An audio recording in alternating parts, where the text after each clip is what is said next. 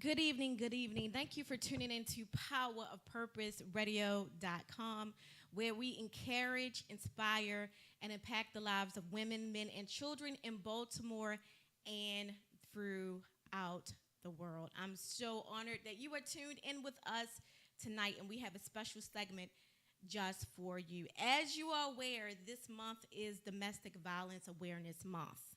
And as a result of that, we actually have decided to do something a little different.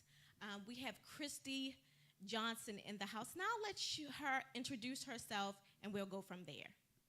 Hi, I'm Christy Johnson. I'm from Finding Your Destiny Domestic Violence Shelter. It's a shelter that's dedicated to my daughter Destiny, who was murdered in a domestic violence relationship. And today is her birthday, and we would like to send a special birthday wish out to heaven to say happy birthday, Destiny. Amen. And the best way that Christy asked me and another co host, and I agreed to do it because it's something, domestic violence is an epidemic that is actually, it needs to stop. It needs to Yes. stop. Statistics show that 1 out of every 3 women end up in domestic violent relationships, and 75% of the women who actually are harmed due to violence is a result of domestic violence. So let's just go into some of the issues. So if somebody comes to you and they're going through something, what would you tell them domestic violence is? Because I think people have misconceptions of actually what domestic violence Right, is. right. Well, domestic violence is any type of harm that can be physical, mental, psychological, sexual, as well as threatening and bullying. Anything that is a fear, intimidation, anything that can make you feel different inside, afraid, scared, shocked. All of this is domestic violence. Okay, okay. So domestic violence isn't just somebody banging you. Oh, definitely not. Definitely not. So it's psychological, it's emotional. Yes, yes. Okay, it's all of that. Yes, it is. Okay, and I was actually doing some research, and I just think it's important because in doing my research, I really realized how many people in the U.S. are affected by it. Yeah. Every 9 seconds, a woman is beaten in a domestic violence relationship. Mm.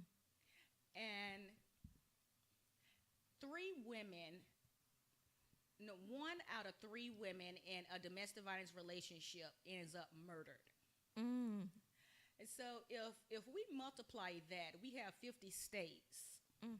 And we're looking at 3 women being murdered every day. Mm. That's 150 women being murdered in domestic violence every day on a daily basis. Wow. And this is not with what's being reported this year. Mhm. Mhm.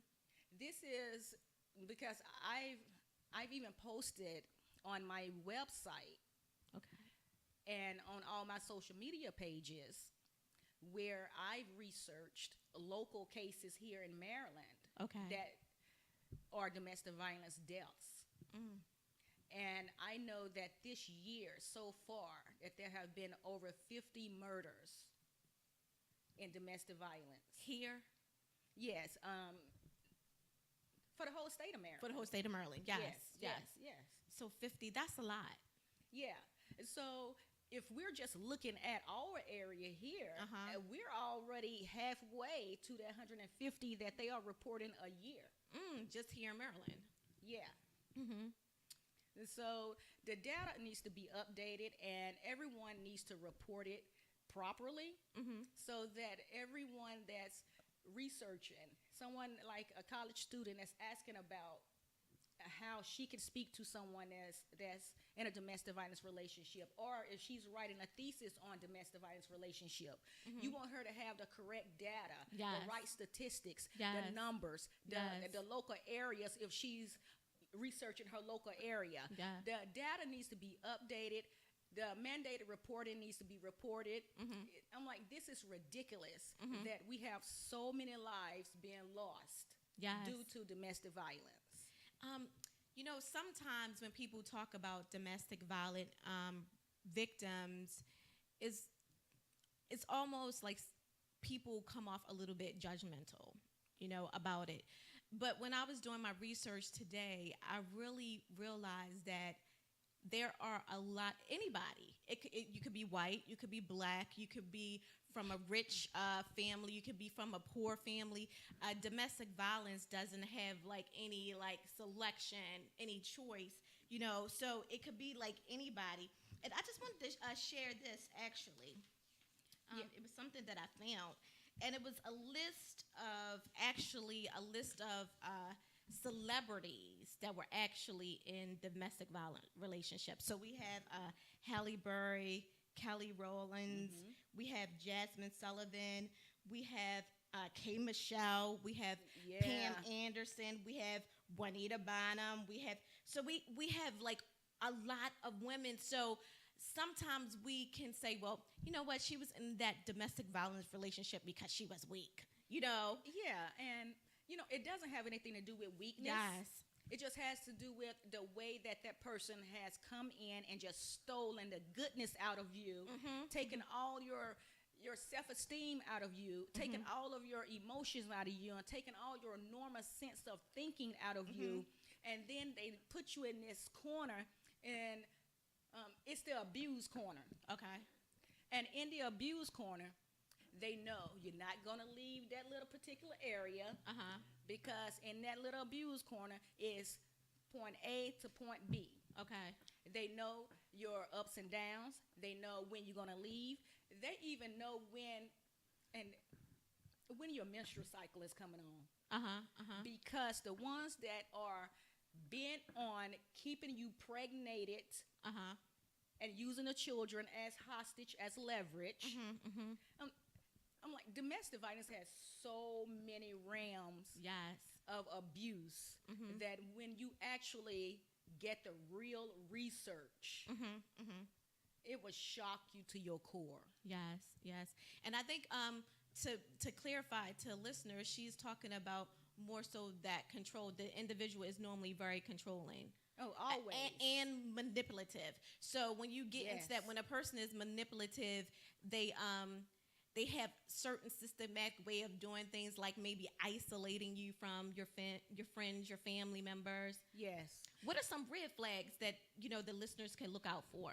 Oh, red flags, definitely. If he does not have a great relationship with the females in his family, and this is starting with the grandmother, because everybody loves the grandmother. Yes. And then it goes to I know you're not talking about my mom. So it goes down the chain. They have a terrible relationship with the grandmother, a terrible relationship with the mother, and then you are abusive to your own sisters, and then you are abusive to your nieces. I'm like, you have to look at a whole list of women that this person don't even feel that he should respect. Okay. Yeah, and some more red flags is the body language, the eye contact, the voice, as well as the aggressive nature, the intimidation, the threats, the stalking, the phone calling you, wanting to know your every contact. I'm like, you can't even go to the grocery store without him tracking you on your phone, because this is how manipulative that they are, to where they put trackers on phones.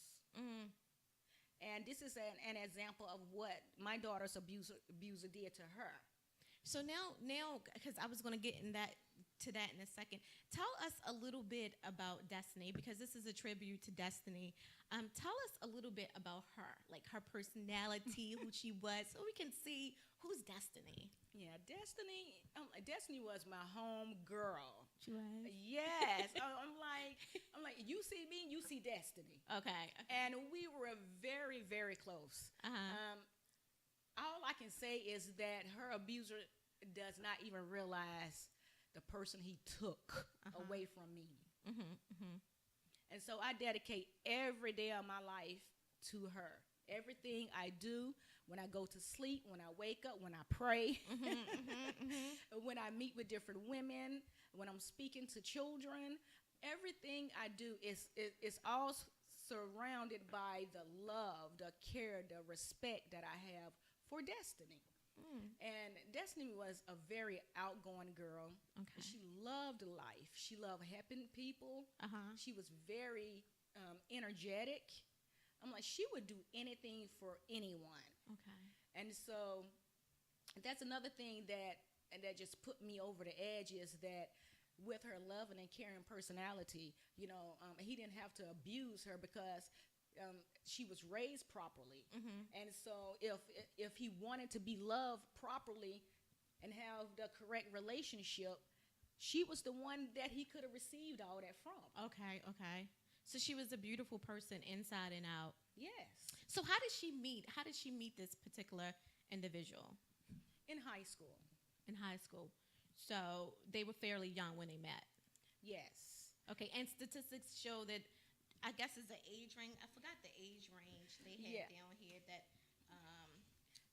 The age range in high school is 16 to 17s.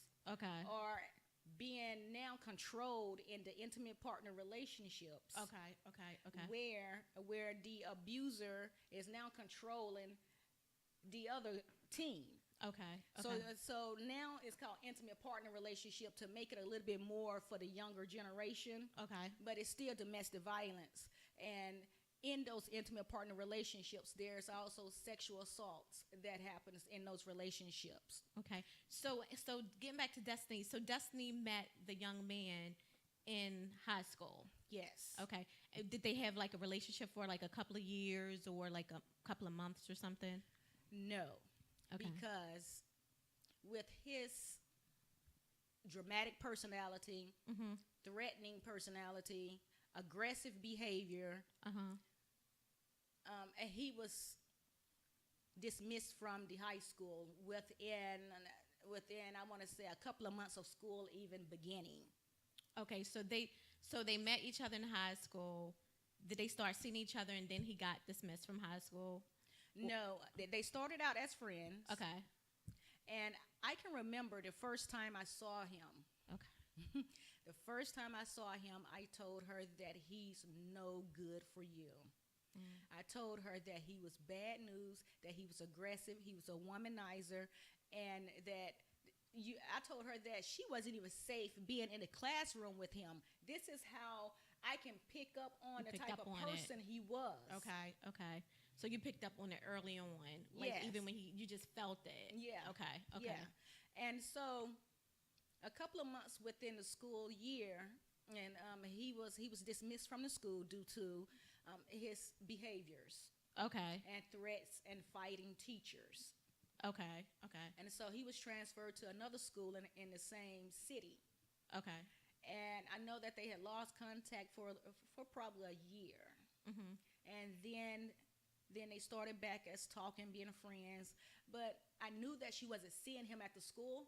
And I also told her that do not go over to his house. I told her stay away from this piece of trash. And I'm like, you can see the signs, but as a young child who's never been around anyone that's aggressive and abusive, as a young child who doesn't see abuse in her household, or who don't see us cussing in the household, and who has like rose-ling glasses, like they're looking at life through like innocence, through love, and they're not really seeing how people could be vicious. Yeah.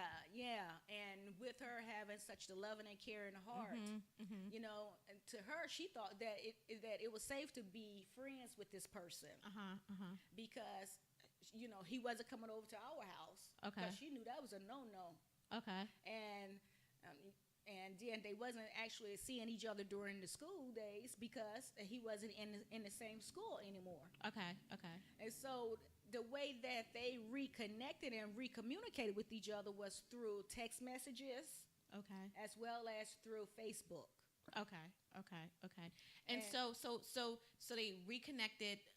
I guess high school is over, and so they wind up reconnected. And then at some point, did they get into a relationship with each other? Yes, after graduation. Okay. Okay.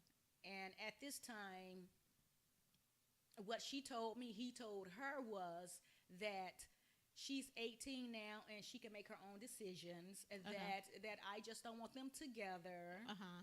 and that that I was just being mean and controlling. Okay. So these are his ways of coming in to mess with her train of thoughts. Exactly, and get that isolation and get that, I guess, like a feud in between you two. Okay. Yes, yes, yes. Okay. And so when he saw that couldn't work, Okay. so then he started other things, like trying to take her out on a date. And for some reason, when she asked me about if they can go on a date, so I asked her. Oh, excuse me, you guys. That's okay. I have a cold. But I asked her, "Where are you going?" Because Mm-hmm. because he's broke. Okay. He don't have a car, Okay. and he walks everywhere. Okay. And so I'm trying to figure out, how are you going to go on a date? So you're like how you gonna get there? How you gonna get to the movies and how you Yeah. gonna go out to dinner and yeah. So she told me that. Oh gosh. That's okay. She told me that they was gonna walk over to the mall because the area that we was living in, we live, I want to say like a half a mile from the mall. Okay. So you could take a little path to get there, and you could be at the mall in like 10 minutes. Okay. Okay. So I said, well, who's gonna pay for it? Mhm. So she told me, he said that he was gonna pay for it, and so I said, well, what are you guys gonna eat? Mhm. And so she told me that he wanted to take her to eat sushi because she's a great big fan of sushi. Okay. Okay. And so that was his way of trying to lock in the seal Mhm. Mhm. into keeping her into contact with him. Okay. Okay. I was reading the statistics today, and they was actually to give you a chance to get your breath together. But I was reading statistics today, and they was actually saying that sometime the abuser, like when you first get with them, they seem perfect. They seem like wonderful people. Yeah. Because a lot of people say, how in the world did she get, like, if you look at Kelly Rawlins and K. Michelle, and you'll ask yourself, how in the world did these women get find themselves in domestic violence relationships? And I was reading, they said that a lot of times the abuser, they start off as being wonderful. They start off as being nice. They start off being one way. Yeah. And it locks you in because you're thinking, oh my God, he is wonderful. Oh my God, he is loving. Oh my God, he is caring. And then you have this perception of this person, and then you're in this relationship, and then all of a sudden it turns around. Yes, and that's exactly what happened. And I just want to say that domestic violence doesn't have any race on it at all. And it does not have a status. Yes. You could be the poorest person and be in domestic violence, and you could be the richest person. It's just the person that you're with that chooses to be violent is where you get caught up in being abused. So when did you find out that she was actually in a relationship that was violent? I want to say probably about 6 months before he murdered her. Okay. So how did that go? Well, because I noticed some key changes. I noticed that she wasn't eating properly anymore because Okay. she loves to eat. Was she living with you at the time? Yes. Okay. So you were living together. Okay. Yes. And she wasn't getting her proper amount of sleep. Okay. She's a 10 o'clock sleep person. Even during her college, when she was in college, she was on her 10 o'clock schedule. Okay. And her personality changed a little bit because I can ask her a couple of questions, and she would get not really disrespectful, but kind of like aggressive, like she didn't want to answer the questions. Okay. Okay. And so these are some key signs that a lot of parents need to pay attention to, because if you see a difference in your child's personality, a difference in their speech, a difference in their sleep, a difference in any type of habit, it could be like an extracurricular activity. Okay. Pay attention, ask questions, do your best to investigate, because domestic violence comes in and it causes all type of disturbances. And so getting back to, so how did you find specifically that she was actually in a domestic violent relationship? Well, because she came to me and she said, and I don't like calling his name, but she said, "Mom, da da da da da, he mad at me." And so I said, "Well, why is he mad?" She said, because he said that if I cared for him, if I loved him, I would give him some food. And so I said, "Some food?" And I told her, I said, "That's abuse." I said the money you work for, because she didn't have to work. She wanted to work and just earn a little money on the side for herself. And so I told her that the money you work for, that goes into your bank account. Okay. I said, your money you work for goes toward all Destiny's expenses. I said, he does not get any of your money. I said, he's not your husband. I said, you're not engaged. I said, and this is domestic violence. This is abuse, and that you need to leave him alone. And so I want to say, a couple of times he called her, and she was asleep, because she does her 10 o'clock sleep every night. And so her phone just kept buzzing, kept ringing, kept buzzing, kept ringing. So then I'm like, she got so angry because he kept calling to where she put the do not disturb on her phone. Okay. And so what he did was he figured out that if you continue to call the do not disturb, that it will eventually unlock itself. And so the phone will start to ring. And so it was just a whole lot of different patterns. He started to stalk her at the college. He started harassing her friends, asking them questions. He started tracking her through Facebook.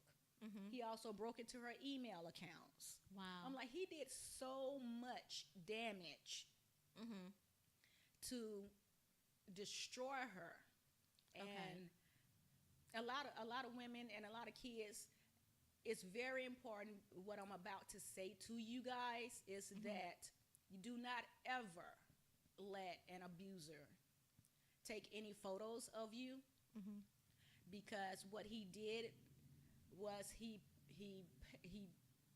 pasted Destiny's face on some nasty sexual websites. And he had different men calling her, asking her about sex. Wow. And you know what? A lot of everything you said was basically, I did some research in Cosmopolitan, the National Coalition Against Domestic Violence, and Psychology Today.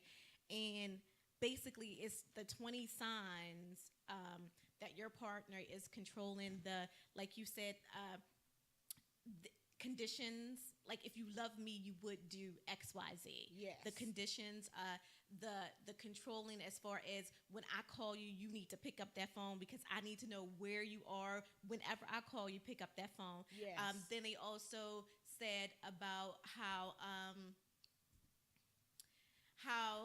it's just so many things. The stalking is very common. The threats, having threats is very common. So at this point, I guess you're in the household and you're seeing that Destiny is going through right now. Yeah. She's going through right now. So what's going on in your house at this particular point? Yeah. At this time, I'm frantic. Okay. Because I can hear him on the phone, and I'm like, he's so loud to where she don't even have the phone up to her ear.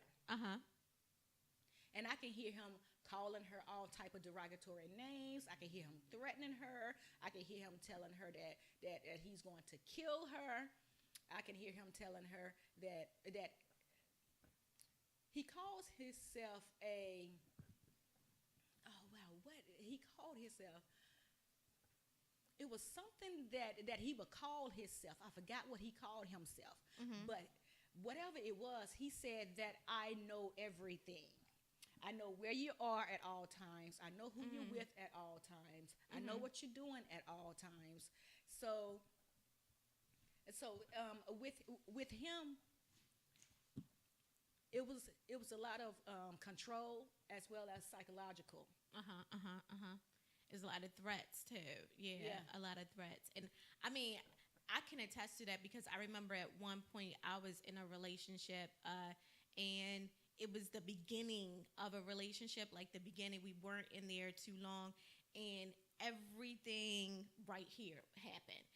He came off to be a very he was very wealthy, so he showered with a whole bunch of gifts. So gifts here, gifts there, gift there, and then you're like, oh my God, oh my goodness, oh my goodness. then it immediately, like, this aggression came from out of nowhere, and it was like, I need to know where you are, I need to know what you're doing. Yes. And then when I tried to break it off, it was the stalking. It was, I would go to the store, he would be there. I would go to the market, he would be there. Yeah. I would go, and you get to this point where you're like, you're not at ease nowhere. Like you're always looking over Yes. your shoulder. You don't have any peace, and you're like, oh my goodness. So I do understand how, that could happen. So at this point, I'm quite sure that like your household and Destiny, she was just like restless. She wasn't at ease. And, Yep. So did she, at that point, is that when she got the restraining order? Yes, yes. And so he called himself a shadow. So he says that as a shadow that he knows everything. And so there's nothing that no one could do because he's a shadow. And she did get a restraining order. And right after, the same day that she got her restraining order was the same night that he murdered her. Lord. And so,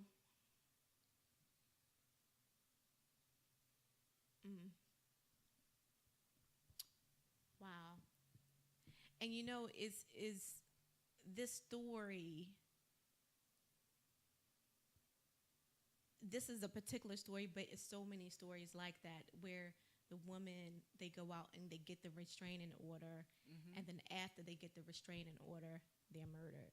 So what can we do, like now in 2016, what can we do to empower those women who go out and get restraining orders? Because we tell people, okay, go ahead. Like, because some women, they're actually living with the abuser. Yeah. And we'll say, go ahead and leave. What can we do, in our society to empower, the victims so that they actually won't wind up dead?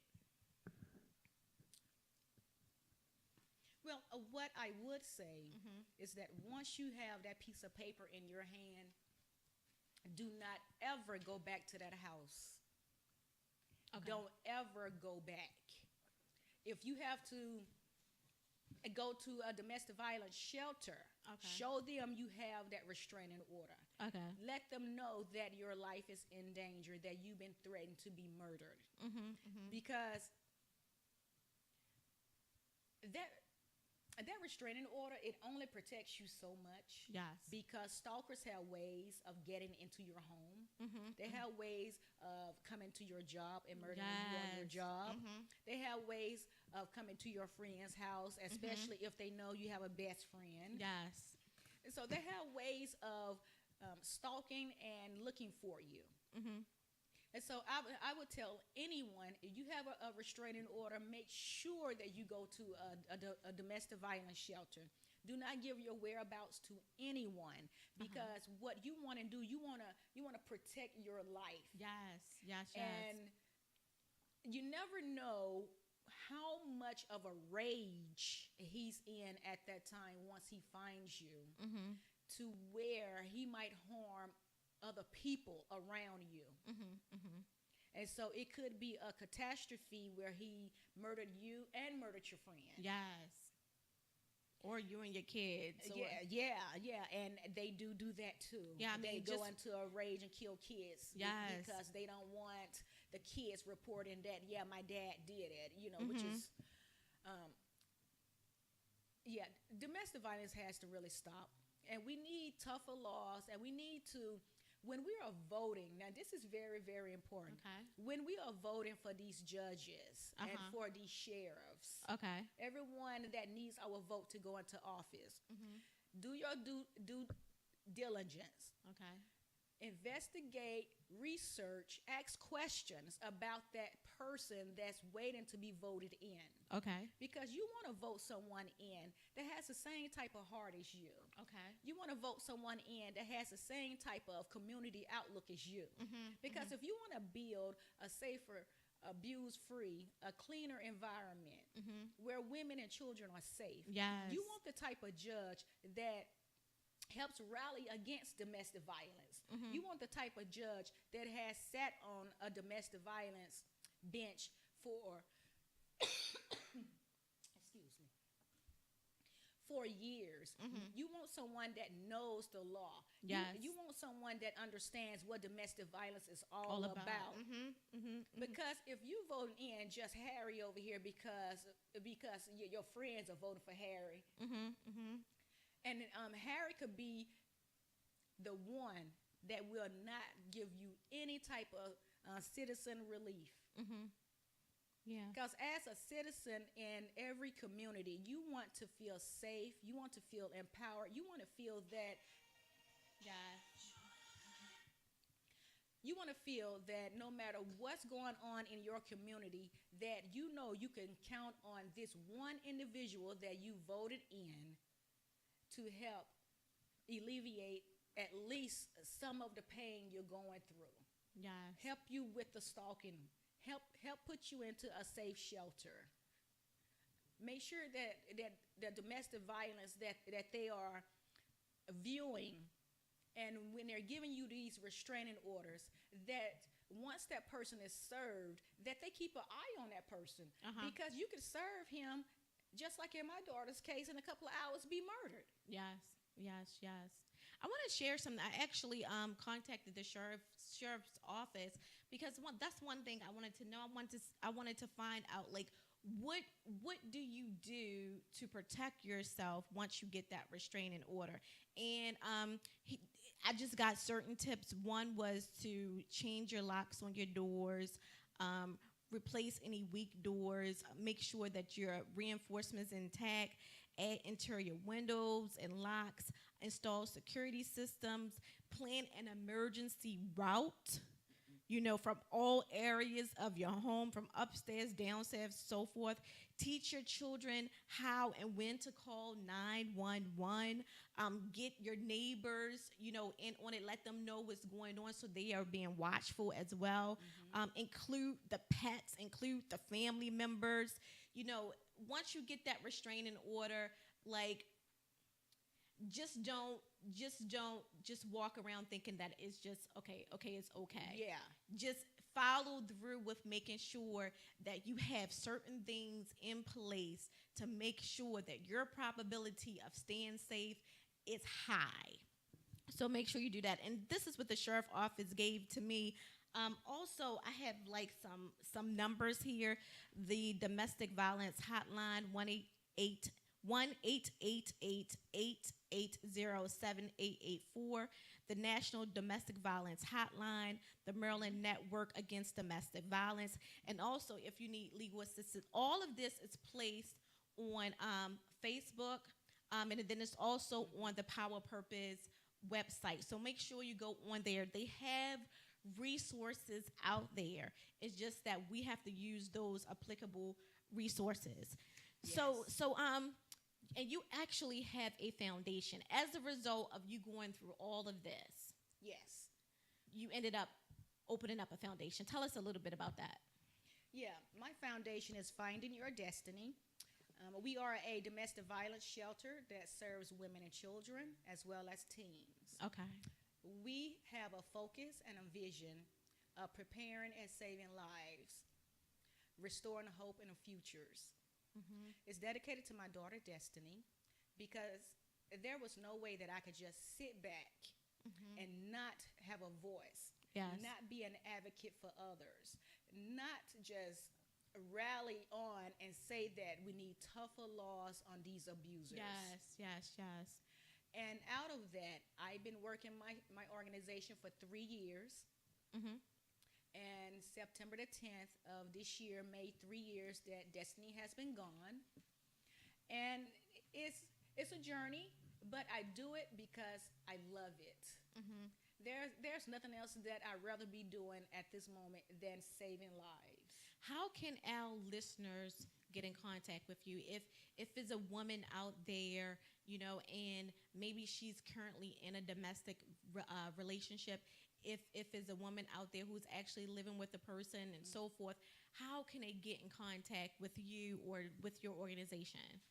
Yeah, you could definitely go to the website. It's www.findingyourdestiny.org.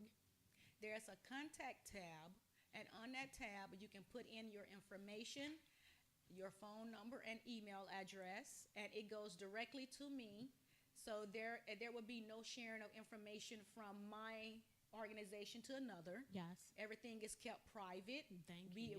We understand the privacy of any communication that comes in. Mm-hmm. And I also do a variety of classes. Okay. I also teach domestic violence classes, suicide prevention classes, bullying classes, and I also offer a host of counseling. And those counselings include domestic violence counseling, bereavement counseling, marriage counseling, and as well as any type of mental health that you might be having problems with due to domestic violence. Yes, awesome. So make sure you reach out to Christy Johnson. Getting back to Destiny, so when we left off, her life was ended. So tell us about the abuser. Did he end up in jail? Like, how did that go? No, he didn't. I rallied very, very hard. I was in the courts. I was fighting every day. I was doing everything I could every day to make sure that he was charged with something. Yes. Because we had the proof of the text message threats. Yes. We had proof of the voicemail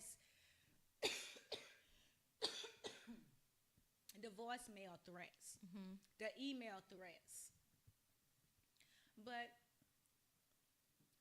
at that time, the judge that oversaw the case decided that there was nothing that he did.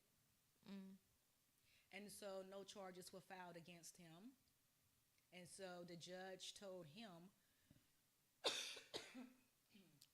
And this is after you had the texts and all you stated you had your evidence when you went to court, but the judge ruled that he was going to get away scot-free. Yes. Okay. So I'll be glad when this is cleared up. That's okay. So the judge told him that she was going to help him expunge his records so that all the charges I brought against him for the stalking, all the charges I brought against him for the threats, all the charges I brought up against him for trespassing, all the charges, including the murder of Destiny, were discharged. She allowed him to expunge his records. And so for 3 years... Hold on a minute. So she not only let him walk on that, but she also gave him the opportunity to expunge all of the previous charges. Yes. Yes. Okay. And so out of that,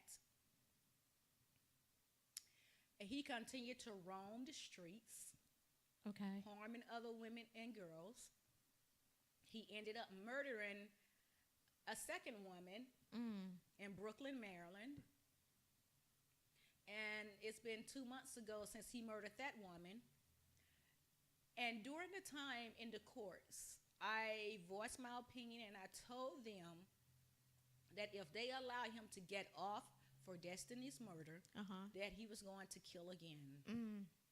My God. And you have to see where I'm coming from, because during that time, I didn't get any help from the justice system. So I had to pray. Mm. And I had to go to God Mhm. Mhm.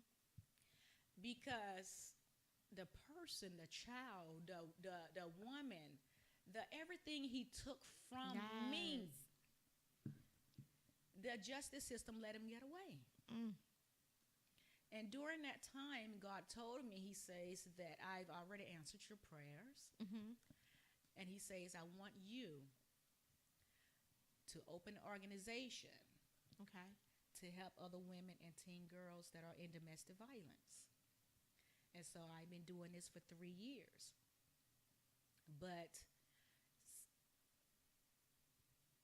when he murdered this woman 2 months ago, So you said this Go- is like 3 years after her death, he winded up killing another woman. yeah.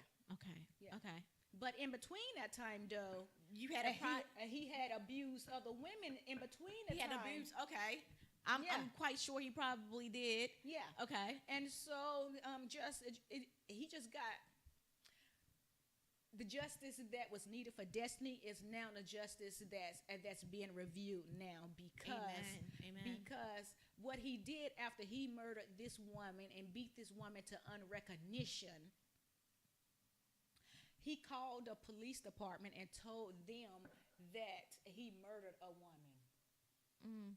So he And- admitted it. Oh yeah, and Mhm. you know what? This couldn't be nothing but God Yes. showing me that he said, I've already answered Answer your your prayers. Mhm. Because there's nowhere in history where you can look at and go back to the early 1800s when domestic violence was actually recognized, Mhm. Mhm. and where the abuser calls in and tell on himself. Mhm. Mhm. So it's nothing but God, and out of that, now Destiny's case is finally being reviewed Yes. with some Yes. different eyes, Uh-huh. because the jurisdiction that's looking at the case now is a different jurisdiction Uh-huh. from where we lived at that time, because you got to follow the steps, because his record was expunged. Uh-huh. Uh-huh. So now what this new jurisdiction has to do now is to go back Yes. and look at all the evidence Mhm. so that they could turn it over to the jurisdiction that should have charged him in the beginning, and it wouldn't have been a second murder. Yes. You know, one thing that resonated in me was, right now we have so many issues going on with, domestic violence, with African Americans being killed, and it's just an unrest. It's an unrest in the community. It's an unrest throughout the world. And one thing that resonated in me that you said God said that I've taken care of it. And I do believe that at the end of the day, even whether the court system do their job or not, if we stand in a gap, I do believe that at the end of the day that God will have our back. And, Yes. and we see that he not only gave you from this situation, he not only gave you peace, he not only gave you purpose, he also gave you justice. Yes, and I like to tell people that my heart was so broken until it felt like my heart had fell out of my chest, and I'm looking at my heart on the floor, and it's not beating. And the reason why it's not beating is because it had been broken and cut off and broken and cut off and broken until it looked like it was in a million pieces.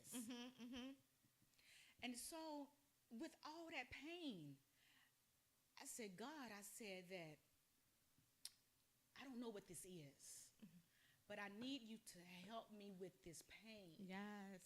I said that I need to know that Destiny is safe with you. I said, I need to know. I said, because you know Destiny loves you. You know Destiny was a Christian. And you know Destiny was a wonderful girl. I said, she would do anything for anybody. Yes. I said, so God, I need you to answer my prayers. I need to know. So, and God lift my soul from my body, and he took me into heaven. And he showed me in heaven that he answered my prayers about destiny as well. I had a chance to see her in heaven, had a chance to speak to her. And I also had a chance to see my son, who I had a miscarriage with. Okay. And so they both are there together, and they're both describing their interactions with each other in heaven. And he's telling me, he says, Mom, he's like, God allowed me to welcome Destiny into heaven.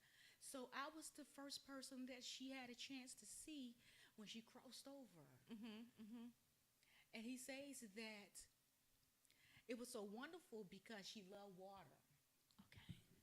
And so their first interaction occurred at the special water in heaven, at the well. And when God gave me that wonderful, wonderful, wonderful, wonderful experience, I was so happy. I was so elevated. And every time I think of it, and I get so much joy, so much excitement of knowing she's safe. Yes. That he could never, ever harm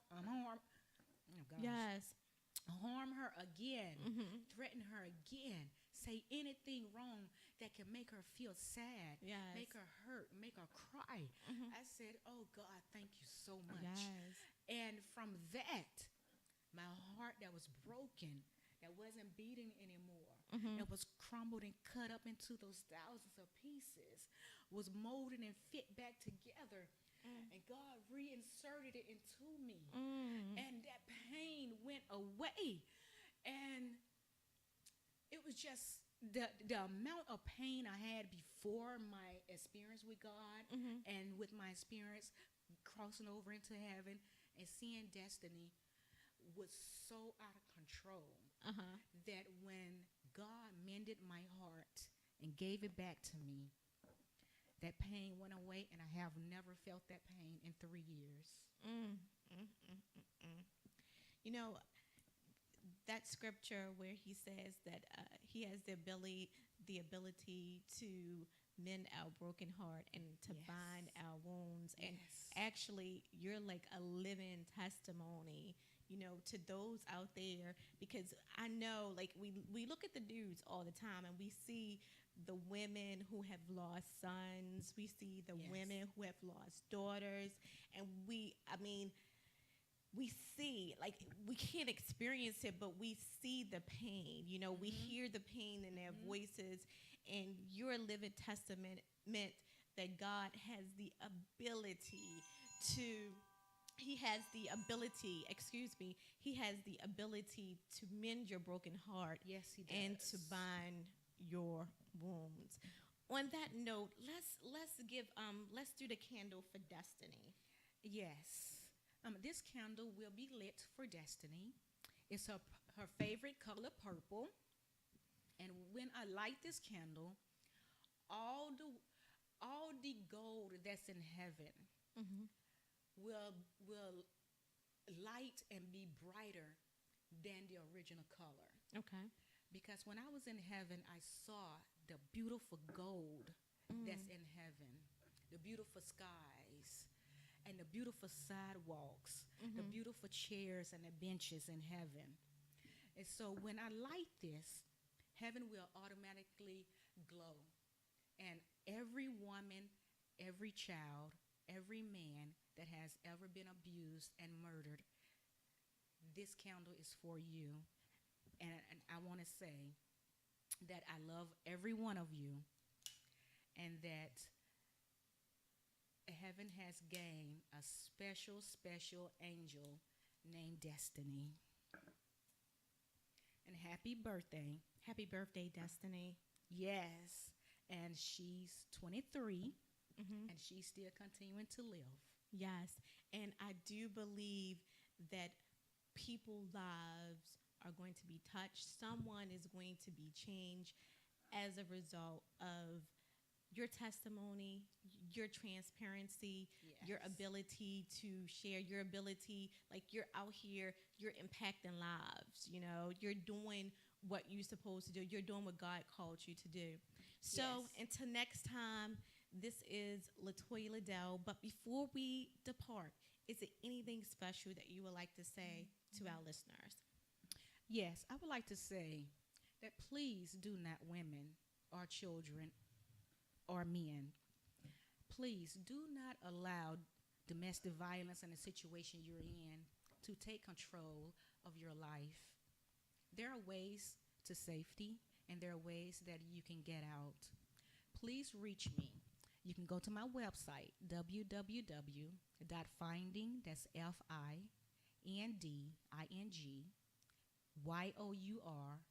Destiny, DESTINY.org. And you can hit me on the contact tab, or you can also find me on all the social media websites. On my website, each website that I'm on is on my website, the Okay. www.findingyourdestiny website. Okay. So you can click on there. You can read the posts. You can read anything that I posted about domestic violence on all of my social media outlets. Yes. And I'm also teaching domestic violence classes. Yes. So if anyone wants to stop by the Druid Heights Community Center, starting November 1st, I will be your domestic violence advocate, your domestic violence guide, your protector until God comes down and say your job is over. You could take your rest. So this is what I will be doing for the rest of my life. Yes. And then also, she's one of the newest hosts here at Power Purpose Radio. She actually did, I think you did one show so far, right? Yes. She did one show so far. So tune in because she'll be here. So tune in and she'll be here. You'll be able to contact her and so forth. Until next time, this is Latoya Ladelle. I just want to say that domestic violence is real, is an epidemic. And it's time for us to take a stand. It's time for us to go out and vote. It's time for us to do whatever it takes to protect our women, men, and children. Yes. Until next time, this is Latoya Ladelle. I love you so much. There's greatness in you. And talk to you later. Bye-bye.